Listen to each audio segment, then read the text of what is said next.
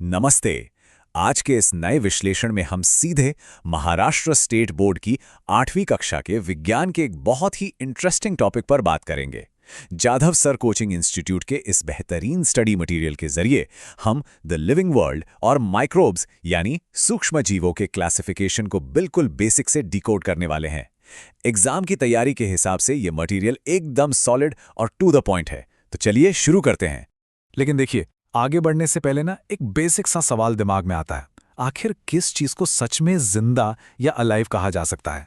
हम अपने आसपास पेड़ पौधे जानवर इंसान सब देखते हैं, पर वो कौन सी ऐसी बुनियादी चीजें हैं जो उन्हें एक निर्जीव वस्तु जैसे कि किसी पत्थर या चेयर से अलग करती हैं? यही हमारी आज की इस चर्चा का स्टार्टिंग पॉइंट है। तो इस पूरे कॉन्सेप्ट को समझने के लिए हम इन 6 टॉपिक्स को कवर करेंगे। पहला, कैरेक्टरिस्टिक्स ऑफ लिविंग थिंग्स। दूसरा, द 5 किंगडम सिस्टम। तीसरा, प्रोकैरियोटिक और यूकैरियोटिक सेल्स के बीच का अंतर। चौथा, द माइक्रोस्कोपिक वर्ल्ड। पांचवां, यूजफुल और हार्मफुल माइक्रोब्स। और आखिर में द एज ऑफ लाइफ। तो चलिए सबसे पहले बात करते हैं कैरेक्टरिस्टिक्स ऑफ लिविंग थिंग्स की। देखिए, कोई भी जीवित प्राणी इन 8 बेसिक कैरेक्टरिस्टिक्स पर टिका होता है। न्यूट्रिशन यानी खाना खाना और पोषण लेना, रेस्पिरेशन यानी सांस लेना, फिर आती है ग्रोथ और मूवमेंट, इसके बाद है रिप्रोडक्शन यानी अपने जैसे नए जीव पैदा करना, छठा है एक्सक्रीशन, सातवां है रिस्पॉन्स टू स्टिमुलाई मतलब आसपास के माहौल पर रिएक्ट करना, जैसे गर्म बर्तन को छूते ही हम तुरंत हाथ पीछे खींच लेते हैं ना, बिल्कुल वैसे ही। और आखिर में एक निश्चित जीवन काल और मृत्यु यानी short life span and death. अगर ये 8 लक्षण मौजूद हैं तभी कोई ऑर्गेनिज्म जिंदा कहलाता है। एग्जाम्स के लिए इसे एक चेकलिस्ट की तरह याद रखा जा सकता है। अब आगे बढ़ते हैं हमारे अगले टॉपिक पर, द 5 किंगडम सिस्टम। दुनिया में इतने अनगिनत और अलग अलग तरह के जीवित प्राणी हैं, तो वैज्ञानिक आखिर इन सबको स्टडी कैसे करते हैं? इसका जवाब इस एक शब्द में छुपा है और वो है क्लासिफिकेशन। क्लासिफिकेशन का बहुत ही सीधा सा मतलब होता है ऑर्गेनिजम्स को उनकी समानताओं और विभिन्नताओं यानी सिमिलैरिटीज और डिफरेंसेस के आधार पर अलग अलग ग्रुप्स में बांट देना। सच कहूं तो इस प्रोसेस के बिना नेचर की इतनी बड़ी वैरायटी को ढंग से समझना लगभग नामुमकिन है। और इस क्लासिफिकेशन के लिए जो सिस्टम सबसे ज्यादा माना जाता है वो दिया था साइंटिस्ट R.H. विटेकर ने। उन्होंने इस पूरी लिविंग वर्ल्ड को कितने हिस्सों में बांटा? 5। जी हां, सिर्फ 5। ये 5 किंगडम सिस्टम बायोलॉजी का एक बहुत ही बड़ा और मजबूत पिलर है। अब देखते हैं कि ये 5 किंगडम्स आखिर हैं कौन कौन से। पहला है मोनेरा, जिसमें आते हैं बैक्टीरिया। दूसरा है प्रोटिस्टा, जिसके सबसे कॉमन एग्जाम्पल्स हैं अमीबा और पैरामीशियम। तीसरा है फंगाई, जिसमें हम यीस्ट और मशरूम को देखते हैं। चौथा हो गया प्लांटे, यानी इस दुनिया के सभी पेड़ पौधे। और आखिरी यानी 5वां किंगडम है एनिमालिया, जिसमें हम इंसानों समेत दुनिया के सारे जानवर आते हैं। ये लिस्ट बिल्कुल टिप्स पर होनी चाहिए। चलिए अब आते हैं तीसरे टॉपिक पर, प्रोकैरियोटिक वर्सेस यूकैरियोटिक सेल्स। यहां सबसे बड़ा सवाल ये आता है कि इन दोनों तरह के सेल्स में आखिर बुनियादी फर्क क्या है।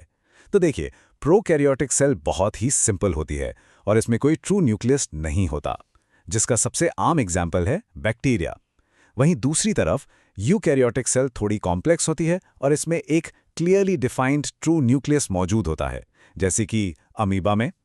तो बेसिकली सिंपल स्ट्रक्चर बिना न्यूक्लियस के versus complex structure true nucleus के साथ, बस यही वो मेन पॉइंट है जो ध्यान रखना है। अब इस सफर तो थोड़ा और आगे बढ़ाते हैं हमारे चौथे टॉपिक की तरफ, द माइक्रोस्कोपिक वर्ल्ड। तो आखिर ये माइक्रो ऑर्गेनिजम्स होते क्या हैं? ये वो बेहद ही छोटे, बिल्कुल नन्हे से जीव हैं जिन्हें हम सिर्फ और सिर्फ माइक्रोस्कोप की मदद से ही देख सकते हैं। इन्हें नंगी आंखों से देखना तो बिल्कुल नामुमकिन है, लेकिन इन्हें न देख पाने का मतलब ये हरगिज नहीं है कि ये मौजूद नहीं है। असल में ये हमारे आसपास हर जगह हैं।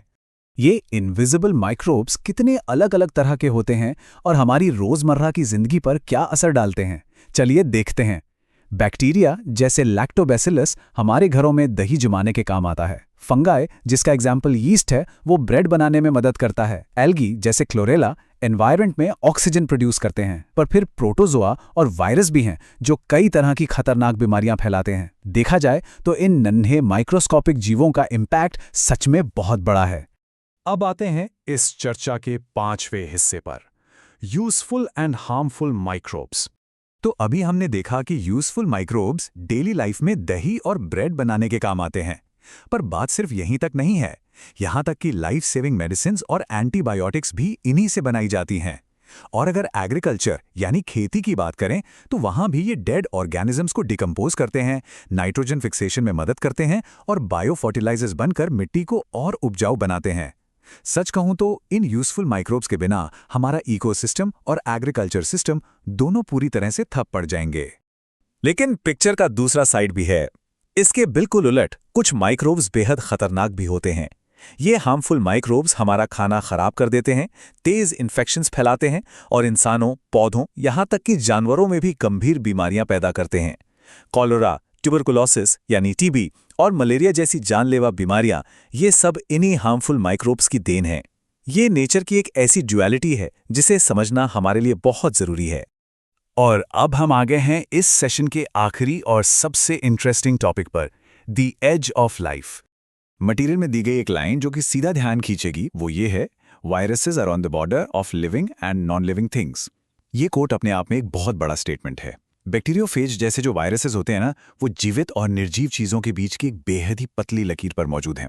ये वैज्ञानिकों द्वारा बनाए गए इस क्लासिफिकेशन सिस्टम के सबसे अजीब और चैलेंजिंग हिस्से हैं। पर सोचिए, इन्हें आखिर इस बॉर्डर पर रखा क्यों गया है? इसका बड़ा रीजन ये है कि वायरसेस सिर्फ और सिर्फ किसी दूसरे जीवित होस्ट सेल के अंदर ही रिप्रोड्यूस कर सकते हैं, यानी मल्टीप्लाई हो सकते हैं। अगर ये किसी होस्ट बॉडी के बाहर हैं तो ये बिल्कुल किसी निर्जीव धूल के कण की तरह बेजान पड़े रहते हैं। इनमें अपने आप इंडिपेंडेंटली जिंदा रहने का कोई सिस्टम होता ही नहीं है। ये फैक्ट वाकई में बायोलॉजी का एक बड़ा चमत्कार भी है और रहस्य भी।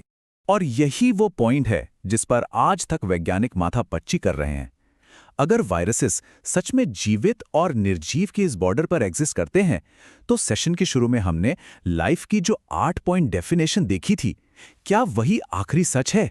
फिर लाइफ को असल में कैसे डिफाइन किया जाए? ये सच में सोचने वाली बात है। इस इनक्रेडिबल बॉर्डर के बारे में और जानने के लिए इस मटेरियल को और डिटेल में एक्सप्लोर किया जा सकता है।